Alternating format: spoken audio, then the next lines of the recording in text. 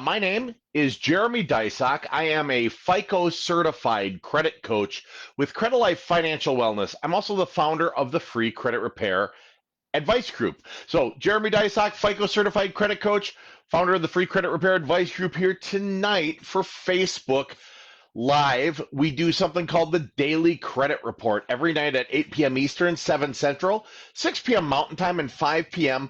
Pacific Time. So I'm going to let the room fill up for just a second here. Going to do all the necessaries, pin this to the top, and do all the things. And let's see, we're going to mark that bad boy as an announcement. Very cool. Going to the announcements, and we'll pin that to the top, and then I won't have to worry about it the rest of the time. Excellent. All right. So, yes, I want to welcome you all to the Daily Credit Report. Tonight, we're going to have kind of an interesting topic. We're going to talk about why it is really so crucial to actually use your credit. A lot of people will have credit, they'll open credit, they'll want to achieve credit, but we're going to talk about something a little different. It's use it or lose it. It's going to be the importance of actually utilizing your credit. And there's a couple things I want to talk about. I want to talk about the need to use your credit. Hey, Zambia. I want to talk about how to maximize your FICO points, the point potential with your credit usage. Want to talk about programs to avoid when you're looking to build credit. That's an important one. And then what can happen if you don't use your credit at all. So before I dive into that, I just want to let everyone know, if you want to have me as your credit coach, that's actually an option. If you'd like to hire Credit Life and have me as your personal FICO certified credit coach, all you have to do is go to www.bookcoachjd.com, bookcoachjd.com. And when you're there, you're going to be able to pick out a day, an evening, or even a weekend for a consultation time. And I'll do an initial no-cost consultation with you. And during the consult, we will talk about what's on your credit. We'll talk about your goals and put together a plan and a set of steps, some real action items and services that can be used to get your score and your profile in position to qualify for all the goals you've got. So if you'd like to book a consultation with me, go to www.bookcoachjd.com or simply click on the link in the description of the live video. All right, so we're going to dive in. Tonight's topic is use it or lose it. It's going to be the importance of using credit, okay? So I pulled up this topic because a lot of people in the group lately have been talking about different things to do with their credit. And some people have been talking about the programs they used to pay down their credit. And I think what a lot of people don't understand is that utilization is crucial for many, many things. It's not about, it's not only about, gee, I want a card that doesn't have an annual fee, or I'm worried about the interest rate. At the end of the day, if you're looking from a building your credit standpoint, those things really don't matter. They don't. So the first topic I want to jump on is the need to use credit. As some people have found out, sadly, through the COVID-19 thing, if you're not actively using your credit cards, they will drop the limits. They will close those cards out. Also, if you're not actively using them on a regular basis, you're not doing anything to fuel your point potential in the FICO algorithm. I want you to think of credit repair like a boat, okay? You've got the anchor, which could hold the boat back, and you've got the motor, which propels the boat forward, okay? So the anchor, things that hold you back, those are negative things on your credit and stuff like that. So if you do credit repair and you get rid of those negatives, get rid of that anchor, unless you've got something to propel you forward, you're not going anywhere. You're just drifting around. That credit is just like that. So if you do investigation letters and things like that, or disputes, and you get rid of negatives from your credit, you still need something to propel you forward, and that's credit utilization. That's a regular use of credit. It's a demonstration of the ability and willingness to repay on lent money. That's all that, at the end of the day, that's all that a credit report is. It's how is your history of being willing and able to pay on borrowed money.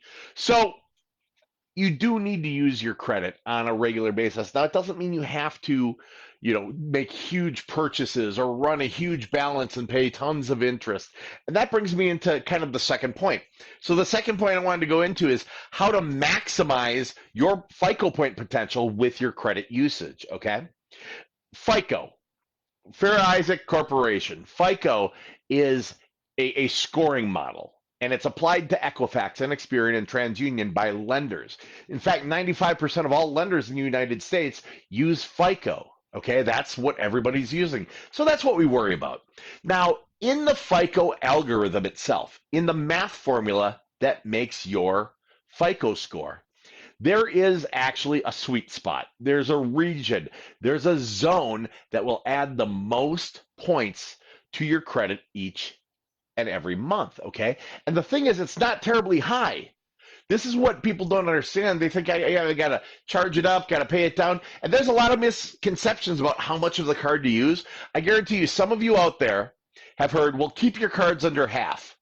Some of you have probably heard, well, you want to use your credit cards to 30%. Keep them at 30%. Make sure you're using 30%. People love them some 30%. I don't know why. Bless their hearts, as they say in the South, but people seem to have this massive misconception that you're supposed to keep your cards at 30%. Some people say, oh, use 10%. Some people say, charge them up and pay them down. Some people say, open them and don't use them. And again, as they say in the South, bless their hearts, they're wrong, okay? What these people are all trying to talk about, what these folks are all trying to impart upon you is what is the area, the region, the zone of utilization on a credit card that'll maximize your point potential in the FICO algorithm? And there is a sweet spot. It's comically small. I'll tell you what it is, okay? The perfect utilization, I'm talking the perfect monthly spend, the perfect monthly average daily balance, and the perfect monthly payment on a credit card is between 1 and 3% of the limit. 1 to 3%. That means a monthly spend of 1 to 3%, a monthly trended average daily balance of 1 to 3%, and a monthly payment of 1 to 3%. This is crucial if you're trying to build your credit, if you're trying to use it so you don't lose it, right? You're trying to get that score up. So what do we do in a circumstance like this? It's real easy. We like to use something that at Credit Life we call the credit machine. All right. And this is something you can do yourself. It's not a magical thing we've got. It's not like something I'm going to have you put your credit card in and damn, it works. It's the credit machine. No, this is something you're doing yourself. Let's take an example. Let's say you get a $300 limit Capital One card. Could be a secured card, could be an unsecured card, doesn't matter. A Cap One card with a $300 limit. Now, judging that we want to use 1 to 3% of that card each month, we need to find ourselves a monthly cost, a monthly object to spend with this card of between $3 and $9. That's it. $3 to $9. Any more, you broke it. Any less, you broke it. Any more, you broke it because you went outside the 1 to 3%. And that's the sweet spot that will give you the most points in the FICO algorithm. Any less than 1%, you broke it because less than 1% is not considered activity. And you need activity to generate points. So we know this now. We can work with this. We can use this. So I want you to think about things you've got in that $3 to $9 range for this example. Maybe you have Netflix. Maybe you have Hulu. Maybe you've got Spotify, or you've got Apple Music. Maybe you got Disney Plus, Dollar Shave Club, something like that. Something that's a monthly subscription spend or a monthly spend of between $3 and $9. So what we do is we take that I'm going to use the example of Disney Plus, $6.99. We take that and we put that Disney Plus, we put that on that Capital One card. We then set our bank account up to pay the Capital One card off completely when it's due. We don't need to worry about billing cycle close dates. You don't need to try to play the game. We're trying to charge it up. No. Just simply set it to auto pay when it's due. So when Disney bills, money goes on. When your checking or savings account pay for it, money gets paid.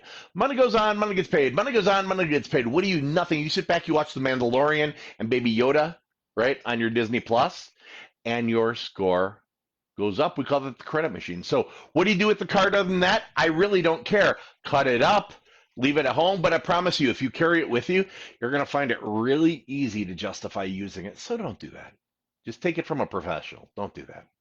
So you set that one card up and it's autopilot. It's doing its thing in the background, right? Well, what else should you do? Well, if think about it, if one is good, would you think two is better? That's correct. Two is better. So you want to use this credit. You have to use this credit to build your score, okay? Now, there are programs out there that are preached about by some very I always say the biggest sinners pray the loudest. There's some programs out there that are preached about from some financial gurus who claim things like this. They claim, I have a FICO score of 0. FICO goes, by the way, from 300 to 850. I have a FICO score of 0. Or you don't need a FICO score to get a mortgage. Well, it's true. You don't need it. I mean, you'll pay $116,000 extra on a $100,000 loan in a 30-year time frame, specifically. But there are people who preach, don't use your cards, cut them up, don't use your cards, use cash for everything. Here's the deal. Credit isn't just used to obtain credit anymore. That's the old days. That ship sailed decades ago, seriously. Credit is now used for background checks for jobs. Credit's used for security clearance. Credit's used for insurance rates. Your auto insurance. You can have the same wheels, the same driving history. You could have the same zip code, demographic, whatever, as the gal or the guy next to you. And if you have different FICO scores, you're paying different amounts for your auto insurance. Yeah, it's used for that. It's used for background checks for apartments. It's used for damn near everything these days. So where do they go to check you out to see if you're cool, to see if you're okay? They go to the world's largest repository of unverified data, the credit bureaus, okay? And if you have not been using credit and you have let eventually your credit accounts age away to where you actually don't have anything reporting anymore, and that is an option. If you do that, you will not be able to obtain those things. It is absolutely crucial to do it. Now, I'm not saying go out and spend everything, on the cards and run the cards up and pay tons of interest. I mean, there's obviously logic behind that. But don't believe everybody just because you met them at church or heard them at church. Don't believe them just because they're on the radio. Don't believe them that their way is necessarily right. Use your brain, use some common sense, and just think about the sources. I'll tell you what, if someone says, don't ever use credit, don't use credit, I got a program, it's going to be perfect, you're going to be cash for your whole life, don't use credit, and you can buy that program from me for 3 easy payments of $19.99. I take Visa, MasterCard, American Express, Discover. Yeah, all those charlatans do that. Okay? That's the biggest red flag. Someone telling you not to ever use credit is one of the biggest red flags of a program that you want to avoid, okay? Any program that says no longer use cards, no longer use credit is something that's only going to cause you heartache, destruction, and lost opportunities down the road. So what can happen if you don't use your credit? This is the last kind of key thing I wanted to talk about there, before I go into questions and answers for you guys. By the way, I'm going to do an AMA, Ask Me Anything, Q&A. You're going to get to pick my mind on some topics and things. But what can happen if you don't use your credit? You can pay more for every damn thing. Like I said, if you don't have a FICO score, if you don't score, okay, you can get a mortgage. Now, you usually have to get it through mortgage companies that are associated with the people who suggested you not have a score. Huh, ironic, right? On a mortgage, $100,000 mortgage, you can do it without a score. The markup will cost you $116,000 on a $100,000 mortgage over a 360-month term or a 30-year time frame. So that's one thing that'll happen. You'll pay more for everything. You will. You'll pay more for everything. You will go for a car, and guess what? Those dealer finances and $2,000 cash back and loyalty bonuses and stuff are only if you finance. But if you've got good credit, you can walk in and you can take advantage of those things and still get an interest rate that's unbelievable. I walked into the Ford dealership. I drove in, but then I actually walked in the building, right? And with my credit, they offered me, I was actually going to just, I was in a situation I could buy a car. Um, they offered me 6 year 0.9% interest rate, not 9%, but 0.9%. So not even 1% interest, financing on the car I was going to buy. So I did that. Instead, I threw my money in a money market savings. So it's a like FDIC insured savings making 2.1%. All right, so I'm paying zero point 0.9, I'm making 2.1. I've got my payments going auto paid out of there. I'm making money on the car I was going to buy. I the money was spent in my head. I was going to buy this car. I was going to write the check. I was going to buy the car. The money was spent. Instead, I turned it into a money making opportunity for myself. But if I didn't use my credit, that couldn't happen. I also got cash back, dealer incentives, all those things. If I didn't use my credit, that couldn't happen. Okay. So what else can happen if you don't use your credit? You can get denied for an apartment. You can get denied for a job. You can get denied for background checks. You can get I mean, just anything that you would need credit for potentially. You'll pay more for insurance. You'll pay more for all these other things. Anything you would need for that. Tell you what, one of my favorites is phones, cell phones.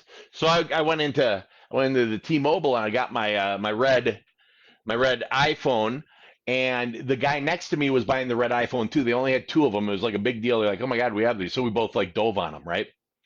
He was being rung up legitimately next to me, and we obviously had different credit scores. Gave our info, and they ran it. And they talked about what we had to put down and stuff. Um, he had to put down $1,199 to get his phone. I had to put down this much based on my credit. So literally, the difference between paying 1,200 bucks for an iPhone and having them go, "Oh yeah, here we'd love to give you one," was credit. I looked at him, he looked at me. I said, I gave him my business card, so I think we need to talk. Um, so what can happen if you don't use your credit? You pay more for everything. You lose opportunities, and it's just not a good thing. So it's crucial. You got to use it or lose it. One last thing to keep in mind: if you don't use a credit card that you have open, they will close the account.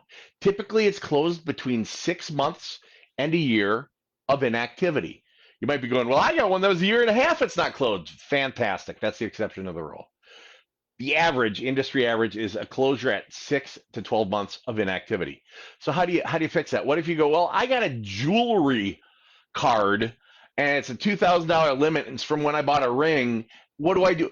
Go buy jewelry cleaner and charge it on there. It's like 15 bucks. You probably want to clean it up anyway if you had it long enough that you paid the whole thing off, right? So buy the jewelry cleaner. Let the bill come, pay the bill. Bam, you've reset whatever their time frame for shutting you out is, and you've maintained that positive active trade line going forward.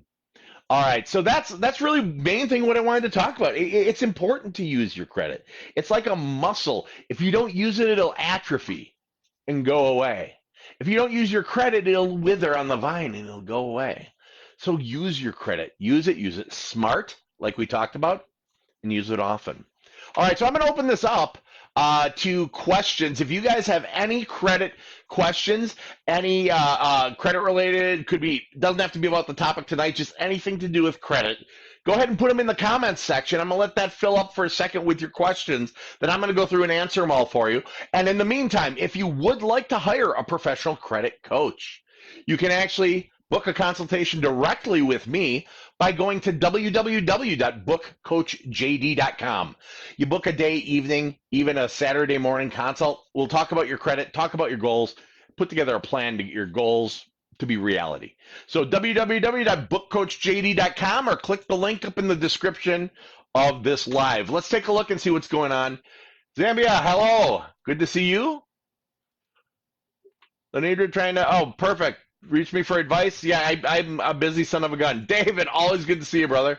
Okay, so my house and student loan are on my credit report, and I'm paying only on the house as student loans are in forbearance. That's fine. That's great. I'll tell you what, credit uses something called rank order risk, and this is not something you need to know, that part. They use something called rank order risk. Long story short, big expensive things, that you pay for on time do the most good. Big expensive things that you don't pay on time do the most harm. Now, if you've got the student loans in forbearance, it's not positive or negative. It exists. And you're paying on the house, that's excellent. That's excellent. You're doing a dang fine job. Especially during this time with COVID, man, it's hit a lot of people really hard. And I'm talking, you're not coughing. Maybe you never met anyone with COVID, but it's hitting people in the job. It's hitting people in the income really hard right now. Oh, Tamara, you are welcome. Is the percentage the same for revolving accounts? Yes, Tamara, it is the same for revolving accounts. Specifically, credit cards are revolving accounts, lines of credit. They call it a revolving account because, you can charge it up, you can pay it down, you can pay it off, you can use it again, pay it off again. Basically, as long as you're happy with the bank, they're happy with you, it can revolve forever. So yeah, revolving accounts. Balance to limit ratios on revolving accounts make an entire 30% of your FICO score. So literally, if you don't have credit cards open, you are missing from the FICO wheel, you're missing that gigantic wedge. That's like, think of a cheese wheel, and you have this big 20-pound cheese wheel, and they took a third of your cheese. That's a really terrible analogy. What the hell are you going to do with 20 pounds of cheese? Anyway, just picture the big chunk of it that's missing. You're not even having the ability to get that. But that's what revolving accounts. So if you don't have revolving accounts, that's what they do for you. If you don't have revolving accounts, you're not getting that point potential. So yeah, absolutely, 1 to 3%, balance to limit ratio, monthly utilization, use the credit machine. Set something up to automatically charge on it in that 1 to 3% of the limit range. Set your bank account up to automatically pay on the account when it's due. Sit back, like I said, put Disney Plus on there. Sit back, watch The Mandalorian, watch Baby Yoda waddling around, and you'll be able to enjoy that score increase. Darius says, okay, I have a 50% settlement from Cap One I'd like to accept. It doesn't, you're saying they'll report settled in full rather than paid in full. Is that okay? It's totally fine, because if it was bad is bad is bad is bad is bad. Doesn't matter what language they're using. Don't let that freak you out. It's not the language. It's either it's a paid or an unpaid. 50% isn't terrible. I'll tell you what, if you call them and offer them less, I typically see 40 to 45% as the average settlements for Capital One. Oh, and Adria, you are absolutely welcome for that. If account's in a charge-off status, like with Navy Fed, should I contact the company and try and negotiate a settlement? Well, typically, let me give you this advice. While I'm not telling you don't pay your bills, okay? Because if I was telling you don't pay your bills, that's terrible advice. I'm not saying that. What I'm saying is paying on that Navy Fed, that's going to be a step in the process. It's just not necessarily the first step, okay? If you pay on an older collection that's reporting negatively on your credit, your score will actually drop, not go up. There's a reason for that. When you think about it, it makes sense. What you're doing is, when like we just talked about, settled or whatever, basically paid is paid, unpaid is unpaid. When you do pay on that negative account, it will update. It'll say paid or settled or full or whatever, and that'll bring negative account into recent activity. Like yesterday, you just paid it yesterday. Wow, now our date of last activity is yesterday. So literally, you're refreshing the negativity on your report considerations. So what happens is the thank you get for finally settling that bad boy out is kind of a kick because your score drops. So the question becomes, what do? If I pay it, it's good. If I leave it, or if I pay it, it's bad. If I leave it, it's bad. What do I do? So while I say paying on that collection, it's a step in the process, it's just not necessarily the first step. The first step is to investigate that with the bureaus through investigation letters. Verify, validate, see if you can get it deleted through their inability to verify. Then, once their power is gone, because the real power they have is they are holding your credit hostage by saying nasty things about you until you pay them. So once that ability for them is gone and you call them to negotiate, suddenly you've got a lot more power in that settlement negotiation. Excellent. How do the bills that have been paid or charged off, do we get them off the credit report? Well, the way to do that is through investigation letters, as I was saying, to the credit bureaus. Basically, You verify, you validate, you document. Essentially, you say, hey guys, this is the simplified way. Hey guys, with all due respect, prove it. Prove it. Prove it's mine. Prove it's real. Prove that's when it happened. Prove that's when I was late. Prove that's the account number. Prove that's the address. I'm not saying dispute it because we're not going to say these aren't yours because they're yours. Whoa, shock, right? That's why we're in this group. So yes, the debts, the bad things, the negatives, those are yours. Fantastic. We're going to put our arms around it. We're going to hug it. We're going to own it. We're going to accept it. Whatever we got to do. We're not saying it's not yours, but what we're saying is, hey, with all due respect, prove it. And if you can't prove it, you got to remove it. If you can't prove it, you got to remove it. It's like Johnny Cochran. If the glove does not fit, you must acquit. And if you can't prove it, you must remove it. So you do the investigation process. That should only ever be done through mail. If you do it electronically, you give up a number of your rights, your consumer rights. If you call them, you give up a number of your consumer rights. Online, you give up a number of your consumer rights. It should always be done, pardon me, not past tense. It should always be done in writing. And you send them paper letters, typed up, black and white, nothing fancy. Don't try to be tricky. You're going to put a regular old stamp on the envelope.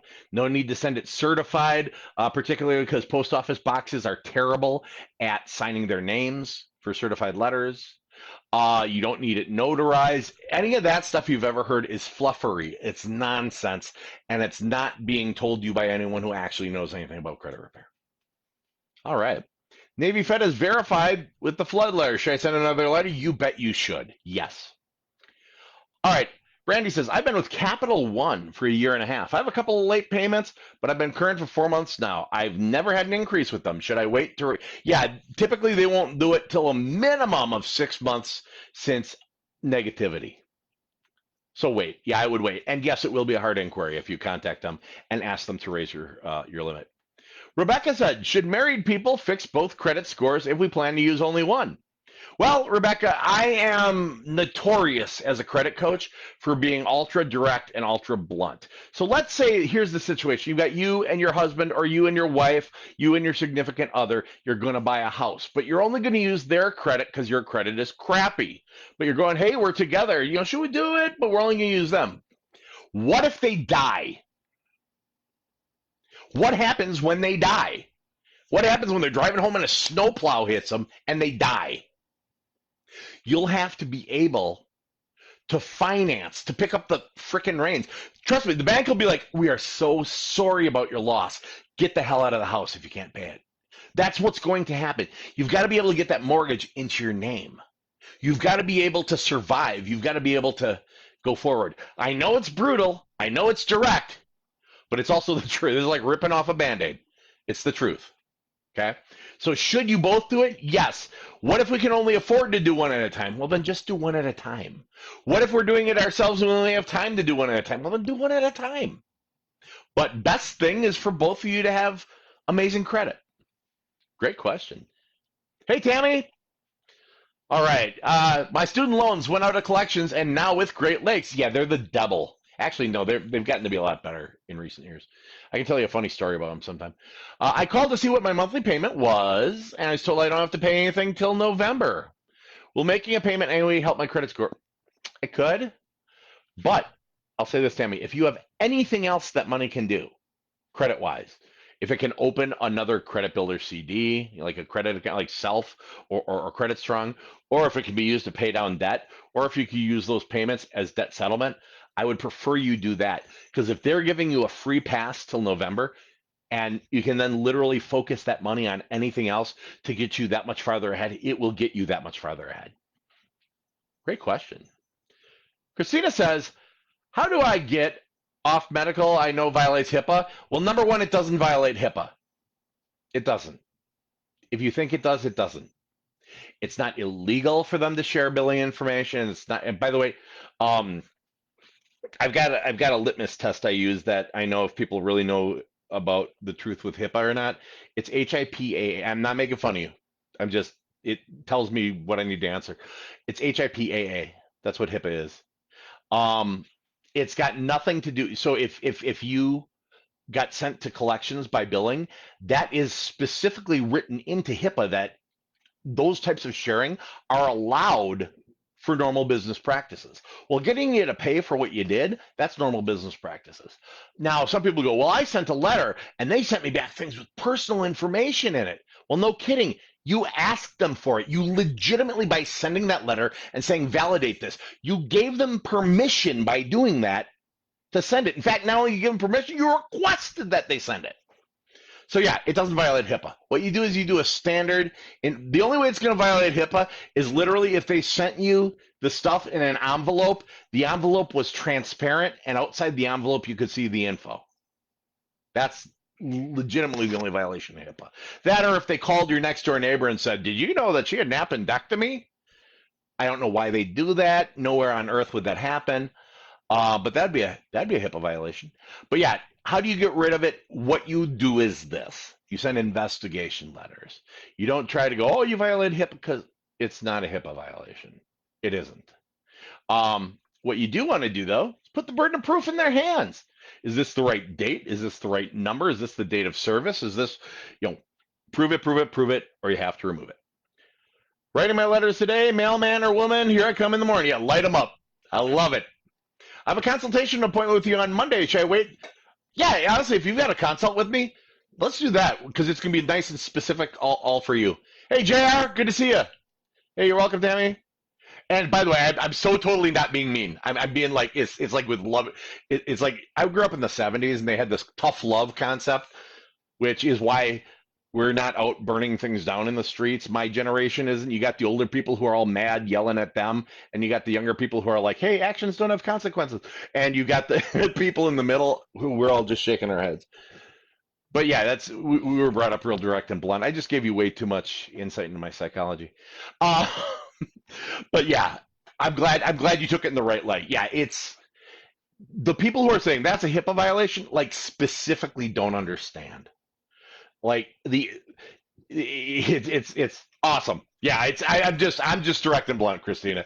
And thank you for rolling with it and understanding me. And I can teach you a lot of stuff as long as you can handle me. Awesome, you guys.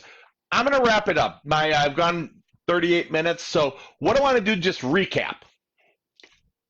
Credit, if you don't use it, you're going to lose it. If you don't use the accounts, they'll close them. If you don't do the optimum point potential, you won't get the most FICO score, right? If you listen to financial gurus who tell you you don't, it's like anything. Think of this like a diet. This is beautiful, like a diet. If you have a diet that says you can't eat any vegetables in this diet, that's not a balanced diet. It's not a method for success. It won't last forever. Eventually, it'll cause problems. If they say you can't eat any proteins, that's not a balanced diet. Basically, any diet where they take out major important parts of it are nonsense, ultimately. Same thing with financial. When you've got financial and you've got someone who says, don't ever use credit, that is absolutely crackhead-esque nonsense. Or as I always say, further proof that crack doesn't smoke itself. That should be a red flag to you. So watch for the gurus who say don't do huge chunks of things because that's not normal. That's not behavioral. That's not well-rounded. The diets that work, from what I hear, I'm a foodie, so I'm terrible to be talking about diets. The diets that work, though, are when people change behaviors and they learn a little bit about all the things. Maybe they learn some portion control. Maybe they learn they should eat something green and crunchy with meals that grows from the ground. And they learn rounded diets. And those are the ones where you get people and it's like, wow, you're looking great. What are you doing? And it's, I just started eating healthy and exercise. I mean, that's what it comes down to. So we want credit health here. We do. It's like anything. If you're not healthy, it'll go away. Oh, hey, just check my Credit Karma. One of my reports says I gained 100, one says 28. Sadly, that's Credit Karma for you. That's a whole different topic. But you need to use credit. If you don't use it, you're going to lose it. You maximize your point potential on the revolving accounts, the credit cards, by doing 1 to 3% of the limit every month. Then set them up to automatically pay when it's due. Don't carry the card with you. There is no emergency. There is no emergency that a credit card will fix that can't wait long enough for you to call the credit card company and get the number over the phone to give to the ticketing agent, to give to the gas station, to give to the tow truck, to give to the hotel. There's no emergency that won't work with. So don't panic by not carrying the card with you. Okay. Just don't carry it with you because it's too much temptation to use it. Set it to 1 to 3%, do the credit machine and automatic spend. Disney Plus, Hulu, Netflix, automatic payment right from checking. Don't have to worry about it. Money goes on, money gets paid. Money goes on, money gets paid. You sit back, your score goes up, and you're using your credit every month. Programs to avoid, we talked about that. What can happen if you don't use credit? If you don't use credit, you lose credit. If you don't actively use your cards, you'll lose your cards. If you don't establish credit and build credit, you'll spend more money everywhere. Insurance, background checks, things people don't generally think of. All right. Credit Karma's Advantage Score. Yeah. Awesome. Now, if you guys would like to have me, for whatever reason, as your coach, I am FICO certified with Credit Life and with Credit Life. If you'd like to have me as your coach, booking a consult, super duper easy. Go to www.bookcoachjd.com. Bookcoachjd.com. You can pick yourself a day, an evening. I even have some Saturday morning consultation slots open. And you're going to book that up. It's about 45 minutes you're booking for. And we are going to talk about what's on your credit. I'm going to ask you right out of the gate, what are your goals? And we'll put together a plan and a set of steps, action items, things you can do, maybe services that are available or whatever else, things we can do to get your score and profile in position for all your goals. 90% of the people who come to Credit Life are looking to buy a home. That's the biggest goal, and we have incredible success with that. So if you'd like to have me as your coach, go to www.bookcoachjd.com, book a consult, or just click on the link up in the description here. If I'm able to get credit from a creditor who closed an account with me again, will show us. Okay, Tammy, usually no, it won't show as, like, it'll be a new account number. There are a couple of like credit unions that'll open them back up with the same number, and like US Bank sometimes will do that. But if it's like a Capital One card or a Synchronicity Bank card or a Comenity card, it'll be a different number. So it'll be a completely different thing. Let's see, I need about 30 points. What can I do besides pay my bill on time? LaPortia, you are going to want to spend 1 to 3% monthly only, no more, no less, on your credit cards, all of them, and then pay them when they're due. If you haven't done that yet, that's the first thing I want you to do. And if you have done that, let me know and we'll find more stuff for you. No, Tammy, you're going to be fine though. It's and we can talk more specifically on that one with you. All right, guys, so I've got to run. I'm going to put a watch party on afterwards, rerun this. I'm also going to do some of my other lives, how to repair your credit, like entirely. I've got a couple different lives that are pretty good that I'm going to put on. And join us every single evening, Monday, Tuesday, Wednesday, and Thursday at 8 p.m. Eastern, 7 p.m. Central, 6 p.m. Mountain, and 5 p.m. Pacific time, right here in the Free Credit Repair Advice Group for the daily credit report. On Friday nights, we do a watch party. Usually we do the best of the week. We throw in some other fun stuff. And if you want to watch me on a regular basis, you want to watch Coach Jeremy, well, I'm on Wednesdays. Wednesday is my day. Awesome, y'all. I'm going to wrap it up. Hey, thank you for all being here. Thanks for tuning in. Remember, stay active in the group, ask your questions, and we'll talk to you soon. Bye-bye.